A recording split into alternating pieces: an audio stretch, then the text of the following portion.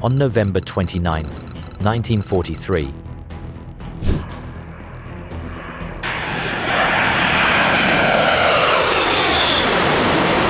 under a cold, overcast winter sky, a formation of more than 300 U.S. Air Force B-17 Flying Fortress bombers flew in dense layers toward the city of Bremen, a major industrial center and one of the strongest air defense bases of Nazi Germany.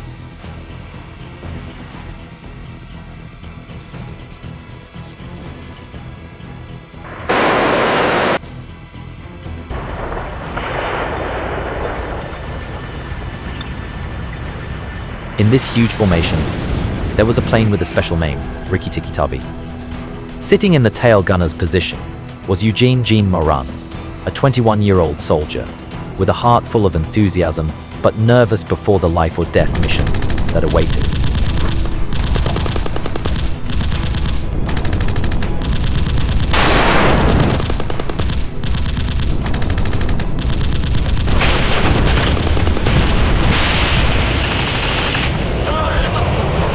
Bremen was not an easy target. The Germans were well prepared with anti-aircraft guns and fighter formations waiting. The American crews knew this, but the mission had to be carried out.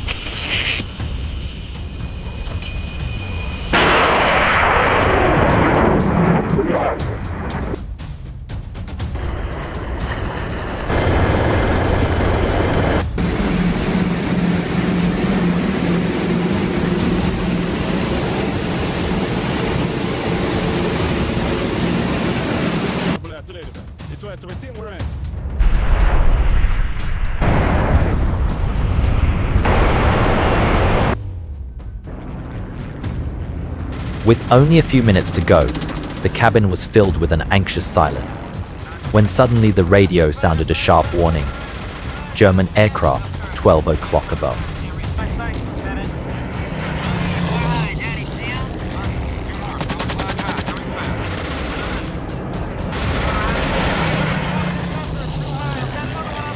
Gene strained his eyes to look ahead, immediately recognizing the approved wonder of B-110s carrying a dangerous new weapon, the rocket Werfer Granate 21. A rocket whizzed past the cockpit, making pilot Linwood Langley feel that death was just a hair's breadth away. Gene witnessed a nearby B-17 explode into a sea of fire.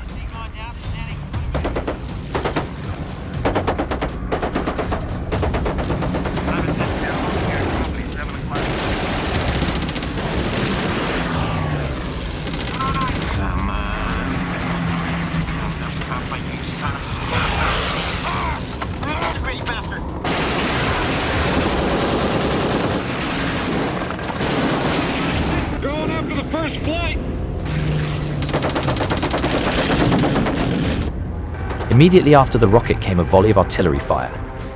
The B-110s passed quickly, but then a large force of fighters, including B-109s and few 190 Butcher birds, swooped in. Gene pulled the trigger of the machine gun continuously. Shell casings rained down. Explosions and screams echoed throughout the sky. It's all yours, Gene. Roger that, Major.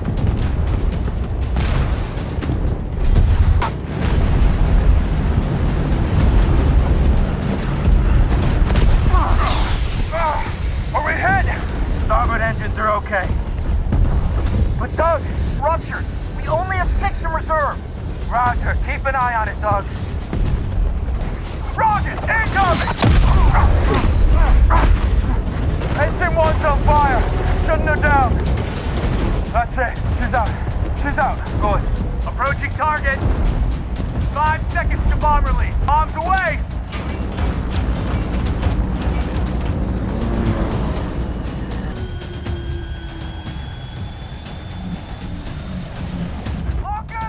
Not stopping there, the 88mm anti-aircraft guns from the ground opened fire, continuously in thick and dangerous black clouds. Some American planes could not hold on, fell out of the formation and disappeared in the smoke.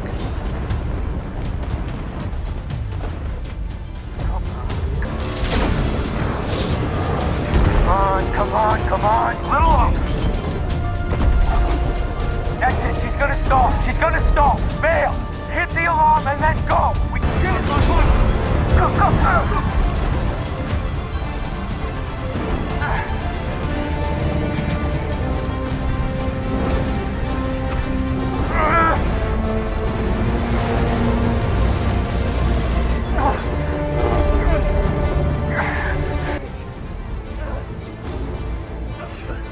After completing the bombing mission on Bremen, the American formation immediately turned back to the base with the faint hope that the worst was over.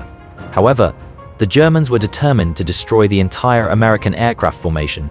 They returned with a stronger force than before.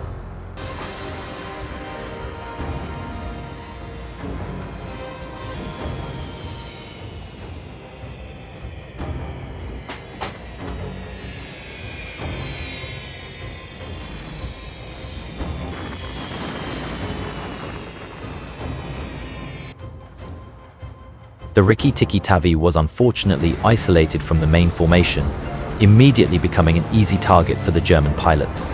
In that fierce moment, Gene heard his best friend, belly gunner Wilbert Pee Wee Provost, scream in pain before the radio went silent forever.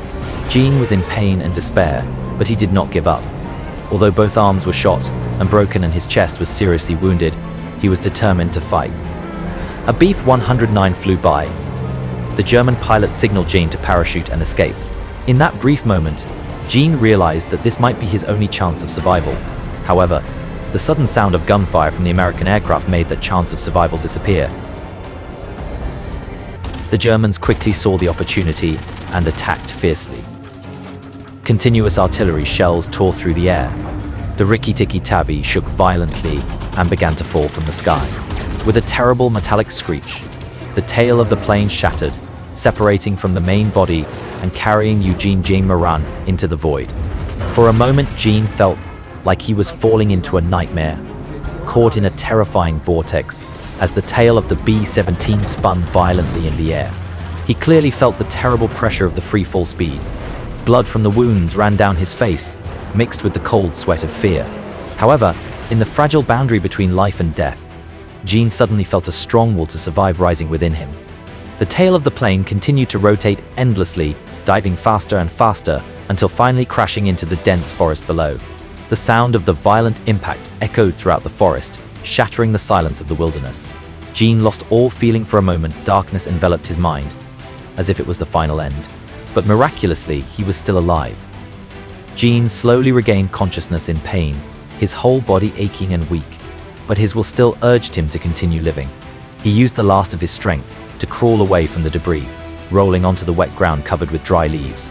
Looking up, Gene saw the tail of the plane stuck in the high branches, swaying as if to remind him of the miracle that had just happened. Using all his remaining strength, he crawled out of the wreckage. Gene fell to the ground, gasping for breath, looking up in pain at the tail of the plane hanging above his head. Not long after, locals and German soldiers discovered Gene, who was severely injured, and dragged him away to a nearby prisoner of war camp. At the prisoner of war camp, a Serbian doctor performed emergency surgery, attaching a metal plate to Gene's skull to protect his severely damaged brain. Gene miraculously survived, but both physically and mentally he was deeply wounded and could not fully heal.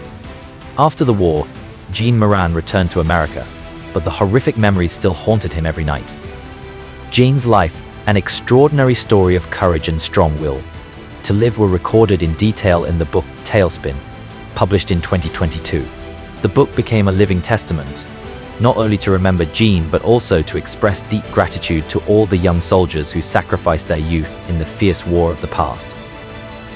Gene Moran's story is not only about extraordinary survival, but also conveys a message about the value of peace and the strong desire to live.